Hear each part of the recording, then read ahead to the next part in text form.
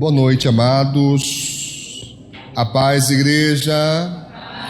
Muito bem, a palavra de Deus em Marcos, Evangelho de Marcos, capítulo 1, a partir do verso 40, Marcos 1, verso 40, diz assim: E aproximou-se dele, o quê? Um leproso. Hoje chamamos de hanseníase, mas na época ainda era chamado de lepra. E atenção, queridos, naquela época, os leprosos, eles tinham que obedecer às leis que regiam especificamente a condição de um leproso.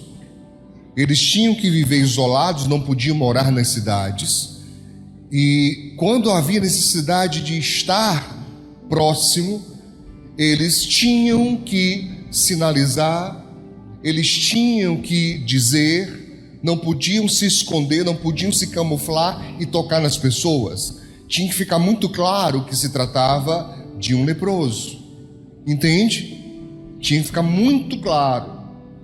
Então, quando esse homem se aproxima de Jesus, ele já faz uma atitude, ou já toma uma atitude que eu posso considerar como uma atitude de fé. E diz o texto, eu quero ler com você mais uma vez. Se aproximou dele, um leproso, que rogando-lhe e pondo-se de joelhos diante dele, lhe dizia: se queres, ou se quiseres, bem podes limpar-me, ou bem podes me purificar, me deixar purificado, me deixar limpo, se o Senhor quiser. Dê uma paradinha na leitura, não se perca aí, ao verso 40, nós vamos voltar a ele, mas preste atenção aqui, alguns questionamentos que eu gostaria de fazer. Me ajude perguntando ao seu irmão: qual é a vontade de Deus para você? O que Deus quer para você, afinal de contas? O que Deus quer? O quê? Qual é a vontade de Deus? Amados, me chamou a atenção essa semana alguém que me procurou e me expressou dessa maneira: não sei qual é a vontade de Deus, pastor. Eu não sei o que Deus quer para mim. E aquilo parecia para aquela pessoa realmente uma dúvida bem plausível, uma coisa muito concreta. Enquanto aos meus ouvidos aquilo soou estranho. Como assim você não sabe o que Deus quer na sua vida? Mas me pondo a pensar, eu percebi que, na verdade, esta é uma dúvida que muitas pessoas têm. E não só têm, elas nutrem isso constantemente com questões outras. Então a pessoa não faz, não age, não toma posições, às vezes, porque ela diz: eu não sei qual é a vontade de Deus, o que Deus quer para mim. Bom, nós aqui estamos bem inteirados quando o Paulo, o apóstolo, escreveu aos Romanos, e quando ele diz: olha, não se encaixe com o mundo, não se conforme, não vos conformeis com este mundo, mas transformai-vos pela renovação do vosso entendimento. Como eu já disse aqui tantas vezes, tantas e tantas vezes, metanoia para mudança, metamorfose, mudança de entendimento para uma mudança de vida. Mas só que essa mudança,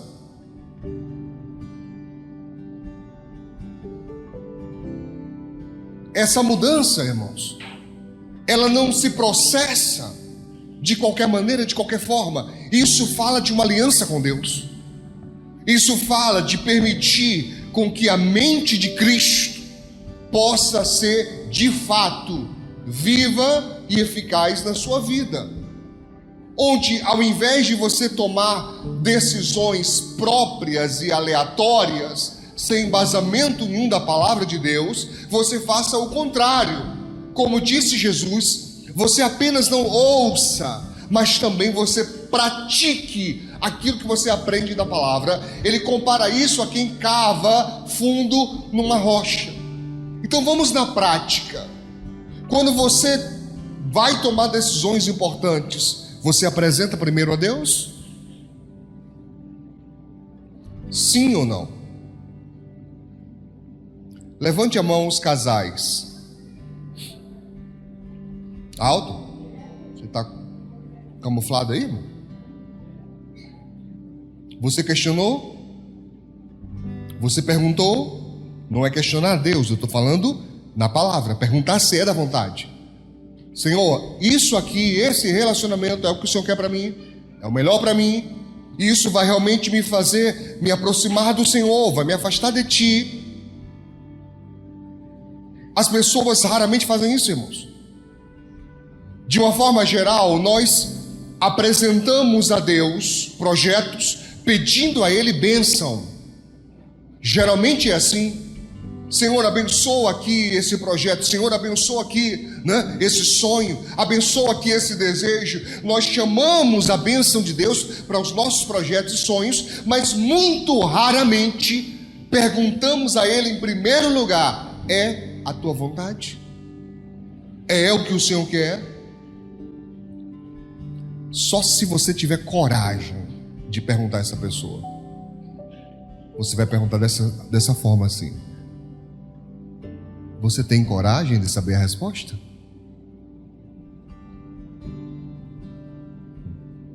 Tem mesmo? Você tem coragem de perguntar a Deus: isso aqui é a tua vontade? Porque se não for, pode ter certeza, Deus, eu abandono. Você que é casado, isso não vale para você não, viu? Não pode mais abandonar não. Isso era antes. Até no noivado nadar. Vai passar uma vergonha, vai ficar vermelho uns dias, mas é melhor vermelho de vergonha do que uma vida de dor e sofrimento. Mas você tem coragem de perguntar a Deus: Senhor, é a tua vontade para mim? É o que o Senhor quer para mim? O Senhor é que diz, porque na verdade nós somos cristãos, olha. Nós somos seguidores de Cristo. Quem manda na nossa vida, quem é? É Deus, olha. Deus manda na tua vida?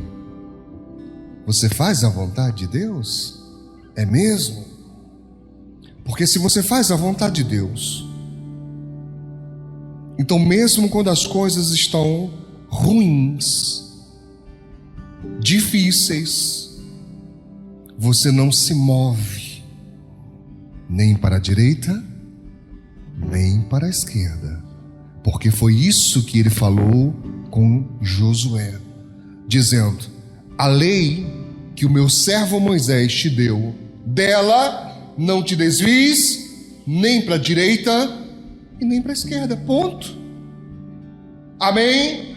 Ah, mas a fornalha está acesa. Problema da fornalha, problema do rei, problema dos oficiais. Eu não abro mão da minha fé. Eu não abro mão, daquilo que o Senhor reservou para mim. Está claro isso, irmãos? Mas vai me lançar na fornalha, lance. Queria ver você, irmãos, no lugar de Sadraque, Mesaque e Abednego, se realmente teria coragem de ficar firme até o fim, com risco para a própria vida. Nós temos negado a Deus por tão pouco. Temos trocado o Senhor e a aliança com Deus por coisas tão passageiras. Você entende sim ou não o que eu estou falando? Sim ou não, irmãos?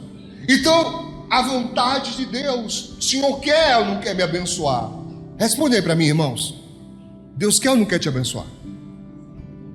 Sim ou não? Tem uns que ficam meio em cima do muro, ó, irmão. Que coisa interessante. Vou perguntar de novo: Deus quer ou não quer te abençoar? Ele quer? o homem leproso chega diante do Senhor e diz: se o Senhor quiser, bem podes me purificar. Resposta de Jesus, verso 41. E Jesus, movido de grande ou de íntima compaixão, o que ele fez? Estendeu a mão, o que mais? Tocou nele, e o que mais? E disse-lhe: quero, seja limpo. Amém? Amém? Eu quero, seja limpo. E o homem, diz o texto aqui, verso 42, e tendo ele dito isto, logo a lepra desapareceu, logo, com urgência, e ele ficou limpo, curado. Então, eu não deveria ter dúvidas se Deus quer ou se Deus não quer me abençoar, porque na verdade a palavra de Deus já deixa isso bem claro. Na expressão do seu ministério, especificamente quando eu falo em relação à mudança de vida, embora eu não creia que o principal do Evangelho sejam curas, libertações, milagres e bênçãos, para mim isso é secundário, para mim isto é consequência. O principal do Evangelho é o resgate do homem de volta a Deus pela graça através do sacrifício de Cristo Jesus para uma vida eterna com Deus. Isso é o principal do Evangelho. Amém? Mas essas coisas fazem parte da graça e elas são, por falta de uma expressão melhor, um bônus que o Senhor nos proporciona, além de nos ter resgatado, de ter pago alto preço para resgatar nossa vida, né? Para nos purificar do pecado. Ele ainda nos purifica da dor através do seu poder. Então não deveria ter dúvidas que Deus quer. Palavra do Senhor Jesus: o ladrão vem senão a matar, roubar e destruir. Eu, porém, olha a distinção entre um e outro. Vim para quê? Vim para quê, gente? Para que tenham vida, e vida com abundância. E por ser uma palavra que permite ambiguidades, abundância, eu não tenho como colocar ela em estanque, eu não tenho como colocar ela presa, parada. Ela pode ser usada em vários sentidos. Então, abundância pode ser fartura, abundância pode ser milagre, abundância pode ser muita vida, vida com abundância, muita vida. E o que seria muita vida? Poderia ser longevidade, mas poderia também ser felicidade, independente do tempo de vida que alguém tenha. Mas não importa para mim qual o sentido que alguém dá a essa expressão vida com abundância. O que importa é que lá está escrito que a vida é uma vida com abundância. Não significa ausência de problemas, não significa ausência de dores, porque o próprio Senhor Jesus deixou claro: no mundo tereis aflições, mas tem de bom ânimo, eu venci o mundo. Mas é fato que Ele não veio para piorar nossa vida. É fato que Ele não veio para deixar nossa vida mais dura ou mais difícil, mas muito pelo contrário, Ele veio para tirar o fardo pesado de cima de nós e ofertar um fardo muito mais leve. Toque no ombro dessa pessoa e fala assim: fardo vai ter que levar. Viu? Esperto. Fardo tem que ter, só que o dele é leve. Dá para levar. Amém? Dá para levar. Em nome de Jesus. Tá claro isso? Fardo tem que ter. Então, eu não posso dizer: Senhor, Não dá para saber tua vontade, dá para saber a vontade de Deus. A vontade de Deus é que eu tenha vida e vida com abundância, aqui. E lá, vida eterna com Deus. Dá para saber a vontade do Senhor. E uma vez alguém falou assim: pastor, é uma boa tese, mas deixa eu apresentar uma antítese. Falei: apresente. Com Paulo, o Senhor disse: a minha graça te basta. Não foi curado. Mas vamos pegar uma síntese. Você tem a tese, tem a antítese e a síntese. Qual seria o contexto geral da vontade de Deus? Que o homem viva, que o homem seja feliz. É o que a Bíblia diz, irmãos, não dá para duvidar disso. Você crê num Deus justo? Ou o seu Deus é um Deus carrasco, que está assim, ó, torcendo para te pegar na esquina? Qual é o teu Deus? Ele é justo? Levanta a mão. Pastor, o meu Deus é um Deus justo, justo e fiel. Ele é justo? Então, pela justiça de Deus, eu posso acreditar que se Ele quer, se Ele tem compaixão por aquele leproso, por ter agido por fé, eu acredito que qualquer outra pessoa que haja também por fé vai ter o mesmo resultado. É como eu creio. Amém, irmãos? Marcos capítulo 9, vamos tentar melhorar isso. Marcos capítulo 9, verso de número 17. Você conhece esse texto? Diz assim: e um da multidão respondendo disse: mestre, trouxe-te o meu filho que tem um espírito... Não é imundo, é mudo. Espírito mudo. E este, onde quer que o apanha, despedaça-o. E ele espuma ou escuma, dependendo da sua versão, dá no mesmo. E range os dentes, e vai se secando, vai definhando, vai se acabando. E eu disse aos teus discípulos, que o expulsassem, e não puderam, não conseguiram. E respondendo-lhes, disse: ó geração incrédula, até quando estarei convosco? Até quando vos sofrerei? Trazei-mo. E trouxeram-lhe. E quando viu, logo o espírito o agitou com violência, e caindo o endemoniado por terra, revolvia-se espumando.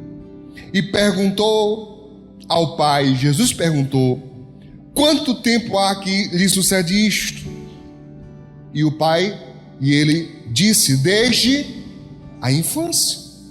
E muitas vezes o tem lançado no fogo e na água para o destruir. Quer dizer, o espírito mudo tentava destruir a vida do garoto.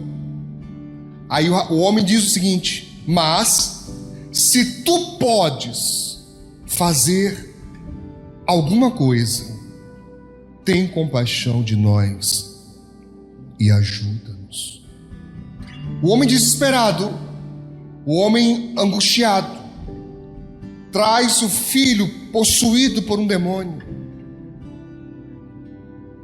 E é engraçado essa expressão, um espírito mudo. De alguma forma, ele não permitia a expressão do garoto. Fato é que é descrito como espírito mudo. Está assim na sua Bíblia? Amém? Range os dentes, espuma, revolve-se no chão, quer dizer, tendo convulsões. É bem provável que hoje nós teríamos dificuldade de distinguir se seria uma pessoa endemoniada ou um ataque epilético. embora eu veja uma diferença bem marcante entre ambas, por ser da área, mas talvez naquela época ninguém tivesse tanta facilidade assim. Mas o importante é, o homem desesperado, porque os discípulos não conseguiram ajudá-lo, ele fala: se o Senhor pode fazer alguma coisa, tenha compaixão de nós, tenha misericórdia de nós. Novamente, alguém sem ter certeza se o Senhor tem condições de fazer. O outro tinha dito: se quiser. Ele não perguntou, o primeiro, o leproso, ele não disse se o Senhor tiver poder. Poder ele sabia que Jesus tinha. Ele não tinha certeza se Jesus queria. Esse é diferente. Ele não sabe se Jesus pode fazer alguma coisa por ele. E você? Como que você tem lidado com as suas questões? Você acredita que Deus pode resgatar, que Deus pode transformar, que Deus pode fazer uma vida diferente para você? Sim? Você acredita nisso? Queridos, eu tenho dito isso aqui nesses últimos meses.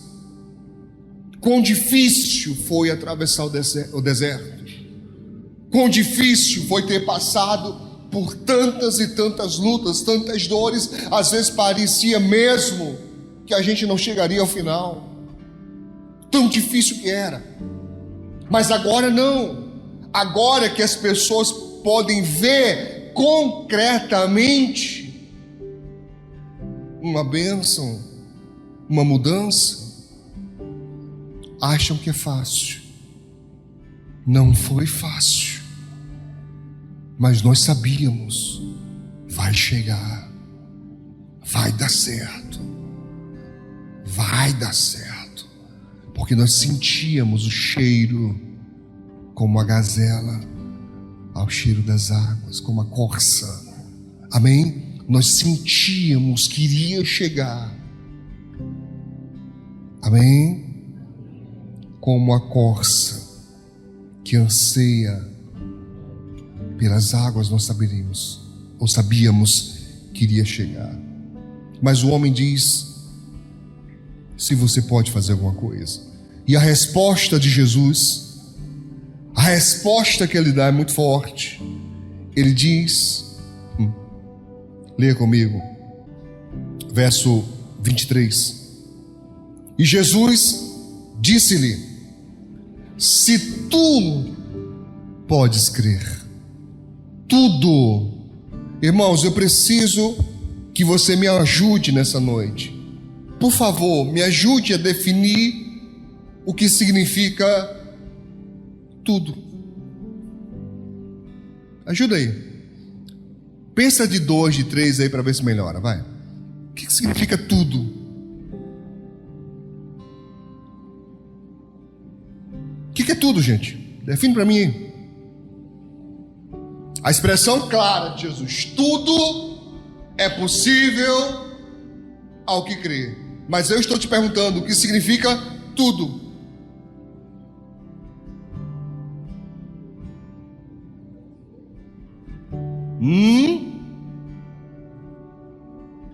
Eu preciso te dizer que o seu tudo não é o mesmo dessa pessoa ao seu lado.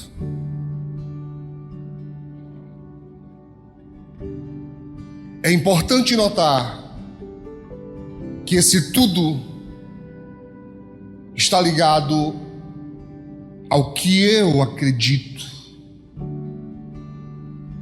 Mas pastor, então nós temos um paradoxo.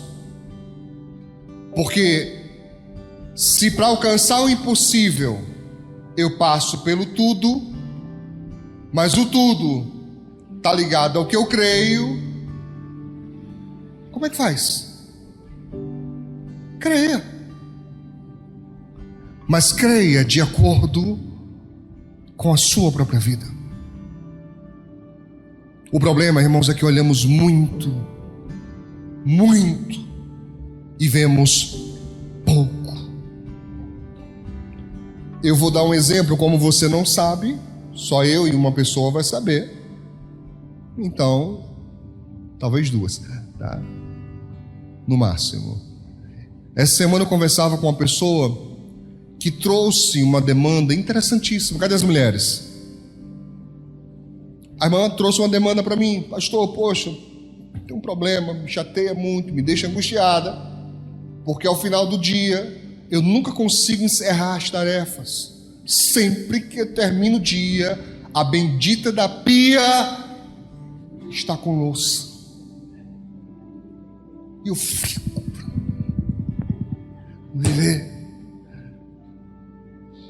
Eu não sei qual foi a minha expressão, acho que eu devo ter expressado de uma maneira assim estranha, porque a pessoa na hora falou assim: poxa, pastor, depois que eu falei em voz alta, pareceu uma bobagem. E eu digo: não é. Se te aflige, não é bobagem. Pode ser bobagem para o outro, porque o tudo do outro não é o seu tudo. Então, para o outro, um copo sujo em cima da mesa não quer dizer nada. Nada, não quer dizer nada. É uma pessoa, como diz no sertão, eu sou sertanejo, como diz no sertão, a pessoa não bate nem a biela, meu filho. Tá nem aí.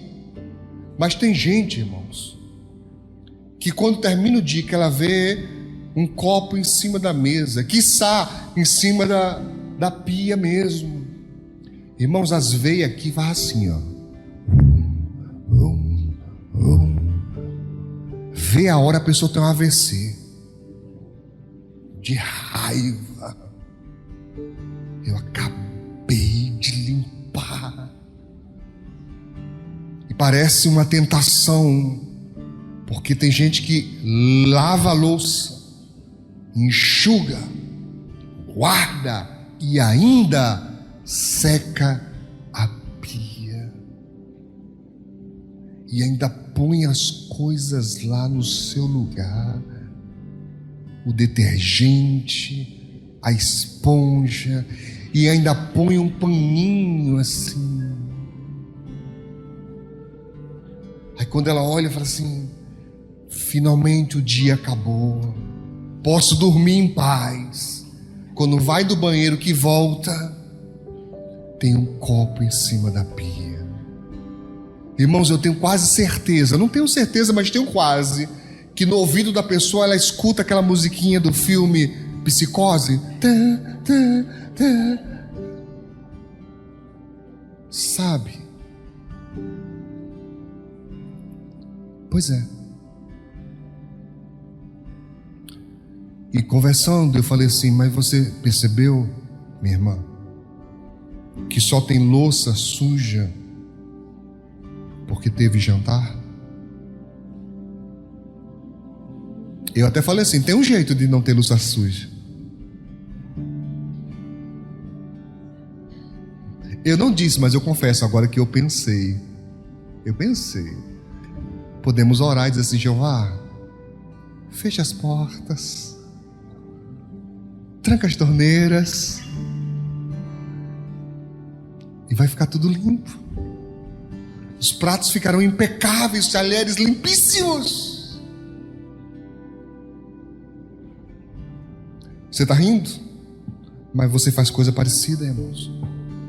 Reclama do que tem, sem conseguir enxergar motivos.